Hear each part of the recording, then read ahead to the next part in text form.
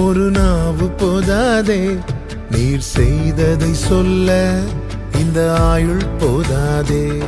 உன் நீதியை சொல்ல ஒரு நாவு போதாதே, நீர் செய்ததை சொல்ல இந்த ஆயுள் போதாதே. இன்று என்னை காண்பதெல்லாம் உம்மால் தானே வந்தது. இயேசு கிறிஸ்துவின் இனிய நாமத்தினாலே உங்களுக்கு என் அன்பின் வாழ்த்துக்கள். இந்த நல்ல நாளை காண செய்த தேவனுக்கு ஸ்தோத்திரம் உண்டாவதாக. கர்த்தருடைய கிருபை உங்கள் அனைவரையும் சூழ்ந்து கொள்வதாக. ஏசாயா தீர்க்க தரிசன புஸ்தகம் 63வது அதிகாரம் 15வது வசனம். தேவரீர் பரலோகத்திலிருந்து கண்ணோக்கி பரிசுத்தமும் மகிமையும் உள்ள உம்முடைய வாசஸ்தலத்திலிருந்து பாரும். உம்முடைய வைராக்கியமும் உம்முடைய வல்லமையும் எங்கே? உம்முடைய உள்ளத்தின் கொதிப்பையும் உம்முடைய மன உருக்கத்தையும் எனக்கு முன்பாக அடக்கி கொள்ளுகிறீரோ? கர்த்தருடைய வல்லமையுள்ள நாமம் மகிமைப்படுவதாக. இருதயத்தின் குமுறலில் ஆண்டவரே, நீ இரக்கமுள்ள தேவன், மன உருக்கமுடைய தேவன்.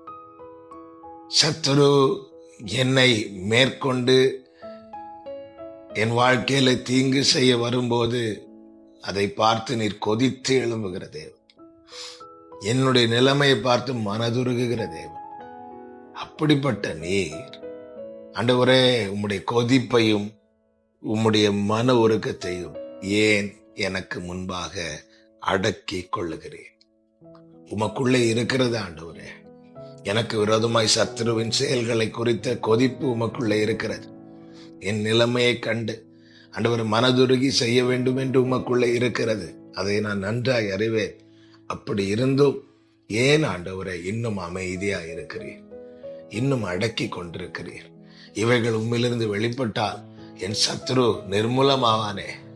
என் மேல் உம்முடைய இரக்கம் கிடைக்கப்பட்டு என் வாழ்க்கை சீர்பெறுமே.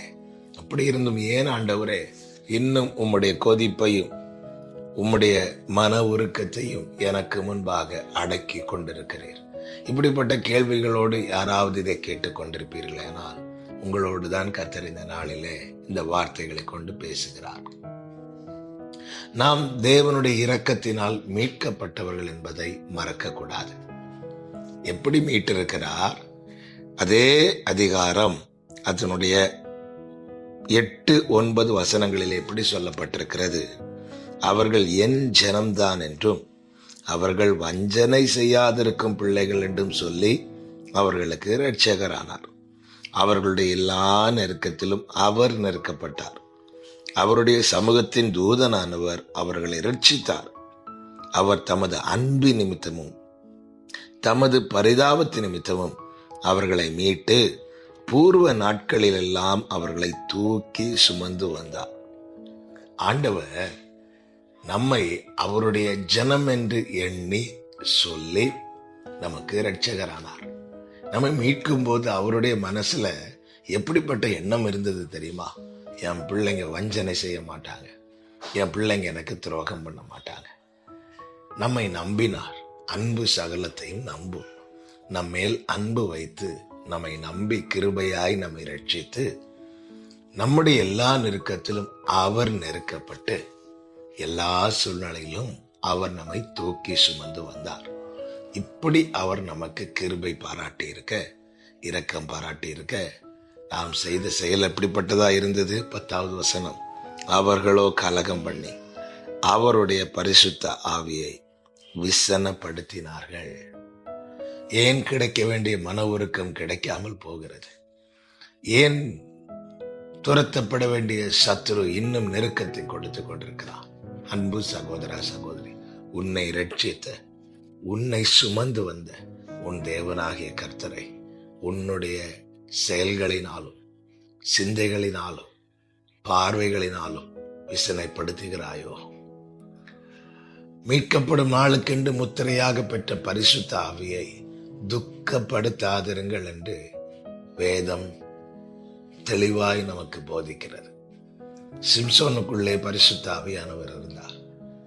அவனுக்கு தேவன் கொடுத்த அடையாளம், அபிஷேகம், அழைப்பு எவ்வளவு மேன்மையாய் வைத்திருந்தார். ஆனால் பாவத்தை மீண்டும் மீண்டும் மீண்டும் மீண்டும் செய்து அவரை விசனப்படுத்தினார். விசனப்படுத்தினதினாலே கர்த்தர் அவனை விட்டு விலகினார் என்று வேதம் சொல்லுகிறது. அவர் விலகி போயிட்டார். அவர் விலகினதை அவன் அறியாதிருந்தான். ஒரு வீட்டுக்கு நம்மை கூப்பிடுறாங்க, விரும்பி கூப்பிடுறாங்க, நாமும் விரும்பி போகிறோம். நம்ம இந்த வீட்டிலே அழைத்து நாம் வேதனைப்படும்படியான காரியங்களை அவர்கள் தொடர்ந்து செய்து கொண்டிருப்பார்கள் ஆனால் நாம் அந்த வீட்டில் நிலைத்திருப்போமா?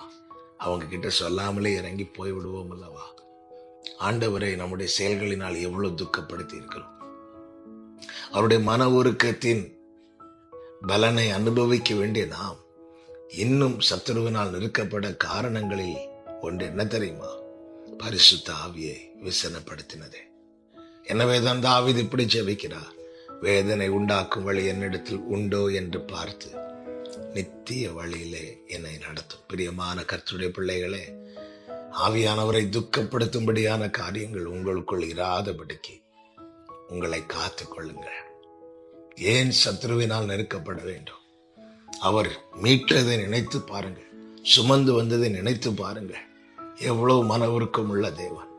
அது ஏன் கிடையாதபடிக்கு, அது ஏன் நாம் பெற்றுக்கொள்ளாதபடிக்கு நம்முடைய கிரியைகளினாலே அவருக்கு கோபம் உண்டாக்க வேண்டும்? ஆண்டவர் நம்மேல் வைத்த அன்பு நிமித்தம் என்ன நம்புகிறார்? என் பிள்ளைகள் வஞ்சனை செய்யாதிருக்கும் பிள்ளைகள். பிரியமான கர்த்தருடைய பிள்ளைகளே, நீங்கள் கர்த்தரிடத்தில் திரும்பி பாருங்கள், கர்த்தரிடத்தில் விட்டு கொடுத்து பாருங்கள். உங்களுக்கு ஆய்க்கிரியை செய்கிற தேவன். அற்ப காலம் மூண்ட கோபத்தினால் என் முகத்தை மறைத்தேன், ஆனால் நித்திய கிருபையுடன் இறங்குவேன் என்று சொல்லுகிற நல்ல தேவன் அவர். கர்த்தர் நல்லவர். அவரை விசனப்படுத்தாதபடி, அவரை வருத்தப்படுத்தாதபடி அவருக்கு பிரியமாய் வாழ ஒப்பு கொடுப்போம். அவருடைய இரக்கத்திற்கு முடிவில்லை. யோபுவின் வாழ்க்கையிலே கர்த்தருடைய செயலின் முடிவு எப்படிப்பட்டதா இருந்தது? மேன்மையா இருந்தது. அவர் இரக்கமும் மன உருக்கமும் உள்ள தேவன் என்று வேதம் சொல்லுகிறது. அப்படியே உங்களுக்கு செய்து ஆசீர்வதிப்பாராக. நல்ல தகப்பனே, இரக்கமுள்ள பிதாவே, இந்த நாளில் எங்களோடு பேசி எச்சரித்து உணர்த்தின உம்முடைய நல்ல வார்த்தைகளுக்காய் ஸ்தோத்திரம். உம்மை விசனப்படுத்துகிற காரியங்களை எங்களை விட்டு அப்புறப்படுத்தும். இயேசுவின் நாமத்தில் பிதாவே, ஆமென்.